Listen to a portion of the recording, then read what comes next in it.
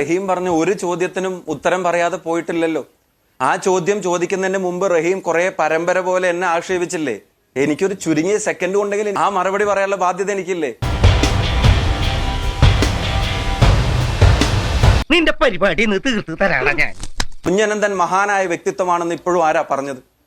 കാരായി രാജനും കാരായി ചന്ദ്രശേഖരനും ഇത്രയും അധികം ഓൺ ചെയ്തത് ആരാ? കുഴപ്പമായി തോന്നുന്നത്. മുടിസുനിക്ക് ജയിലിൽ ഫോൺ ഉപയോഗിക്കാനുള്ള പെർമിഷൻ കൊടുത്തത് ആരാ? മുടിസുനിക്ക് ഇഷ്ടം പോലെ പരോൾ അനുവദിച്ചത് ആരാ? പരോളിലിറങ്ങിയ മുഹമ്മദ് ഷാഫിക്ക് കല്യാണം കഴിക്കാൻ അവസരം ഒരുക്കി കൊടുക്കുമ്പോൾ ആ കല്യാണത്തിൽ MLA പങ്കെടുത്തിട്ട് അതിനെ വിജയിപ്പിക്കാൻ 2000 ആളുകളുടെ കൂട്ടത്തിൽ അവിടെ ഷംസീറിനെ പോലെ ഒരു MLA പങ്കെടുപ്പിച്ചിട്ട് അവർക്ക് പിന്തുണ കൊടുത്തത് ആരാ? എനിക്കൊന്നും ഓർമ്മ വരുന്നില്ല. ഞാൻ വേറെ കാര്യം ചോദിച്ചോട്ടെ, കിർമാണി മനോജനും പുറത്തിറങ്ങിയിട്ട് കല്യാണം കഴിക്കുമ്പോ അതിനുള്ള അവസരം ഒരുക്കി കൊടുക്കാൻ പിന്തുണ കൊടുത്തത് ആരാ?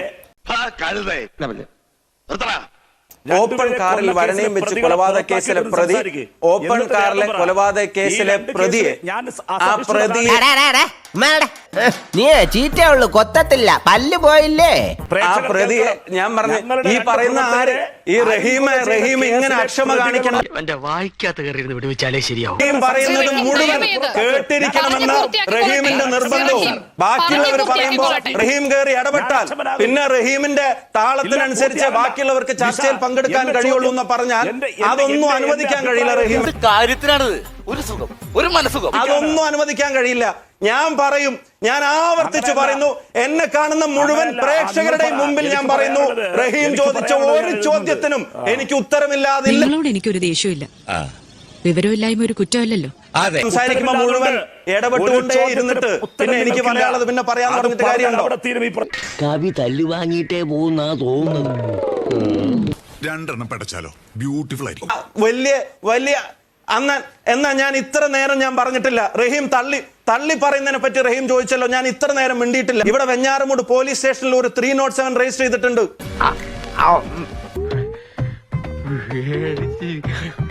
ഡിവൈഎഫ്ഐയുടെ ഏരിയ കമ്മിറ്റിയുടെ ജോയിന്റ് കൺവീനർ ആയിരുന്ന സഞ്ജയനെ വധിക്കാൻ ശ്രമിച്ച കേസിൽ ഒരു 307. എന്തോന്നാടോ ഇത്? എവിടെ നിന്ന് കിട്ടിയോടോ ഈ ഉണ്ടാക്കണേ 307? ഞാൻ ചോദിക്കട്ടെ, ഞാൻ ആവർത്തിച്ചു പറയുന്നു, സംശയങ്ങൾക്ക് അതീതമായി ഈ പ്രതികൾ കുറ്റക്കാരാണ്, അല്ലെങ്കിൽ ഈ കുറ്റക്കാരിൽ ഏതെങ്കിലും ഒരു കോൺഗ്രസ് പ്രവർത്തകൻ ഉണ്ടെങ്കിൽ റഹീമെ തള്ളി പറഞ്ഞിരിക്കും. ഇതൊരു നടക്കി പോണ ലക്ഷണില്ല. ഞാൻ ഇവന്റെ 2 വാങ്ങിച്ചിട്ടേ പോവുള്ളൂ. തള്ളി പറഞ്ഞിരിക്കും, ഒരു സംശയം വേണ്ട.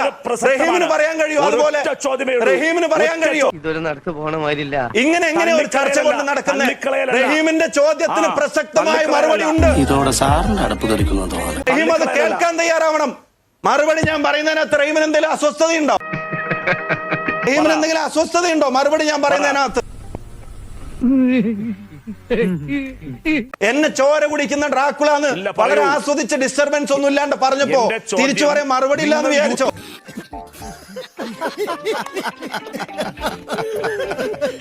ആ തിരിച്ചു മറുപടി പറയുമ്പോ അതും കേട്ടുകൊണ്ടിരിക്കണം.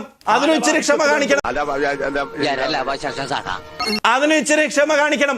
ഞാൻ ഇപ്പോഴും പറയുന്നു, യൂത്ത് കോൺഗ്രസ് ആണെങ്കിലും മൂത്ത കോൺഗ്രസ് ആണെങ്കിലും സംശയങ്ങൾക്ക് അതീതമായി ഈ കേസിൽ ഈ പ്രതികളാക്കപ്പെട്ടവർ അവർ കുറ്റക്കാരാണെന്ന് തെളിഞ്ഞാൽ എന്റെ മാനം കളയരുത്. നിനക്ക് എന്ത് വേണേലും ഞാൻ അവരെ പിന്തുണക്കുന്നവരുടെ പട്ടികയിൽ ഞാൻ ഉണ്ടാവില്ല എന്ന്, എന്റെ പ്രസ്ഥാനം ഉണ്ടാവില്ല എന്ന് കേരളത്തിലെ ജനങ്ങളുടെ മുമ്പിൽ വാക്ക് പറയാൻ ഞാൻ ആഗ്രഹിക്കുന്നു. എന്റെ ചോദ്യം ഞാൻ ഇതുവരെ പറഞ്ഞിട്ടില്ല. എന്റെ ചോദ്യം, വെഞ്ഞാറമൂട് പോലീസ് സ്റ്റേഷനിൽ ഒരു 307 രജിസ്റ്റർ ചെയ്തിട്ടുണ്ട്. സഞ്ജയൻ എന്ന് പറയുന്ന ഡിവൈഎഫ്ഐയുടെ ഏരിയ ജോയിന്റ് സെക്രട്ടറി ആയിരുന്ന ഒരാളെ, അല്ലെങ്കിൽ ഏരിയ കമ്മിറ്റിയുടെ ഭാരവാഹിയായിരുന്ന ഒരാളെ കൊല്ലാൻ ശ്രമിച്ച കേസിൽ ഒരു 307. അവന്റെ കണ്ണിൽ എന്തോ തീക്ഷ്ണതയോടെ കത്തുന്നു. അവന്റെ വാക്കിന് സൂചിവിനയുടെ മൂർച്ച. ആ കേസിലെ പ്രതി, ഒരു പ്രതിയുടെ പേര് മിഥിൽ രാജ് എന്നാണ്. റഹീമെ, ഞാൻ പറയുന്നതല്ല, നിങ്ങളുടെ പോലീസിന്റെ FIR. കല്ലറയിലെ CPM-ന്റെ പ്രവർത്തകനായിട്ടുള്ള ഷറഫുദ്ദീൻ, ആ ഷറഫുദ്ദീനെ കൊല്ലാൻ ശ്രമിച്ച പേരിൽ പാങ്ങോട് പോലീസ് സ്റ്റേഷനിൽ കേസ് രജിസ്റ്റർ ചെയ്യുന്നുണ്ടെന്ന് പറയും. അതൊന്നും എനിക്കറിയാൻ മേല. ഞാൻ പറയുന്നതല്ല, FIR-ന്റെ കോപ്പികൾ ഉണ്ട്. ഞാൻ പറയുന്നതല്ല. എന്നെ താങ്കൾക്ക് അവിശ്വസിക്കാം. പോലീസിന്റെ FIR-ന്റെ ഇത്രയും ഇന്നലത്തെയും മിനിഞ്ഞാന്നത്തെയും ഇന്നിറക്കിയത് പോലെയല്ല. ഒരു 120B ഞാൻ ഇതുവരെ പറഞ്ഞില്ലല്ലോ. ഞാൻ പറഞ്ഞില്ലല്ലോ, ഞാൻ ഇതുവരെയും പറഞ്ഞില്ലല്ലോ. നല്ലോണം കിട്ടിയോ? സാമാന്യം ഭേദപ്പെട്ട രീതിയിൽ നിങ്ങൾ ആയിട്ട് രണ്ട് വരുന്നു. കൂട്ടരും ഈ ഇനി ഞാൻ കൊലപാതകങ്ങളുടെ ചോദിക്കുന്നു. കണക്ക് വെച്ചാണോ അങ്ങോട്ടും ഇങ്ങോട്ടും ഓരോ കൊലപാതകത്തെ ന്യായീകരിക്കുന്നത്?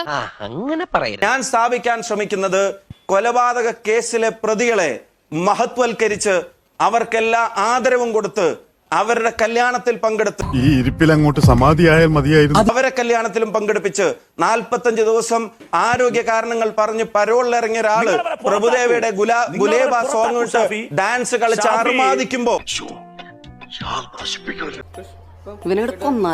അതിനെല്ലാവിധ പിന്തുണയും കൊടുക്കുന്ന നിലപാട് ഞങ്ങൾക്കില്ല എന്നുള്ളത് തന്നെയാണ് ഞാൻ പറയാൻ ശ്രമിക്കുന്നത്. കോൺഗ്രസ്സുകാർ കൂടിയിരുന്നിട്ട് ബഹളം വെച്ചിട്ട് കാര്യമില്ല. ഞാൻ പറയണ മറുപടിയായിട്ട് മനസ്സിലാക്കുക. ഇനി എന്റെ സഹപ്രവർത്തകരെ സംബന്ധിച്ച് ഇവിടെ പറഞ്ഞ കാര്യങ്ങൾ ഈ യൂത്ത് കോൺഗ്രസിന്റെ ഞാൻ അറിയാത്ത കുറെ ഭാരവാഹിത്വമൊക്കെ ഈ പറയുന്ന ആളുകൾക്ക് നിങ്ങൾ കൊടുത്തു. ഇങ്ങനെയുണ്ടോ കള്ളന്മാർ ലോകത്ത്? 45 ദിവസം ആരോഗ്യ കാരണങ്ങൾ പറഞ്ഞ് പരോളിലിറങ്ങിയ ഒരാള് പ്രഭുദേവയുടെ ഗുലേബ സോങ് ഇട്ട് ഡാൻസ് കളിച്ച് അർമാദിക്കുമ്പോ വല്ലാത്ത തലവേദന. ഞാനൊന്ന് കിടക്കട്ടെ. എല്ലാവിധ പിന്തുണയും കൊടുക്കുന്ന നിലപാട് ഞങ്ങൾക്കില്ല എന്നുള്ളത് തന്നെയാണ് ഞാൻ പറയാൻ ശ്രമിക്കുന്നത്. ഇനി എന്റെ സഹപ്രവർത്തകരെ സംബന്ധിച്ച്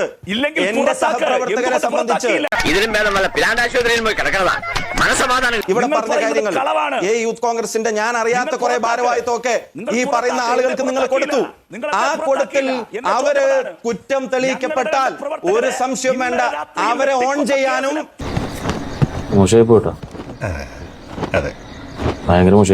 അവർക്ക് വേണ്ടി സുപ്രീം കോടതിയിൽ നിന്ന് വക്കീലിനെ കൊണ്ടുവന്ന് ലക്ഷങ്ങൾ എണ്ണിക്കൊടുത്ത് കേസ് വാദിക്കാനും ഞങ്ങൾ ഉണ്ടാവില്ല. കേരളത്തിലെ ജനങ്ങളുടെ ഇങ്ങനെയാണെങ്കിൽ ഞാൻ കളിക്കല്ല, ഞാൻ നേരെ ചിറാപുഞ്ചിയിൽ പോയി മണം വിൽക്കാൻ പോണു. മറുപടി പറയാൻ കഴിയാത്തത് കുഞ്ഞനന്തനെ പാർട്ടി പുറത്താക്കിയോ? ശ്രീ സുരേഷ്, ഈ രാജനെ പാർട്ടി പുറത്താക്കിയോ? ഒരു നിമിഷം ശ്രീ സുരേഷ്, എനിക്ക് നിങ്ങൾ 3 പേരോടുമായി ഒരു വളരെ സ്പെസിഫിക് ആയിട്ടുള്ള ചോദ്യമുണ്ട്. ഒരു നിമിഷം. നീ കുറെ നേരമായി കിളച്ച് കയറിക്കൊണ്ടിരിക്കുക. ഈ പരിപ്പ് എന്റെ അടുത്ത് വേഗത്തില്ല. തൽക്കാലം ഇത്രയും മതി. വരട്ടെ.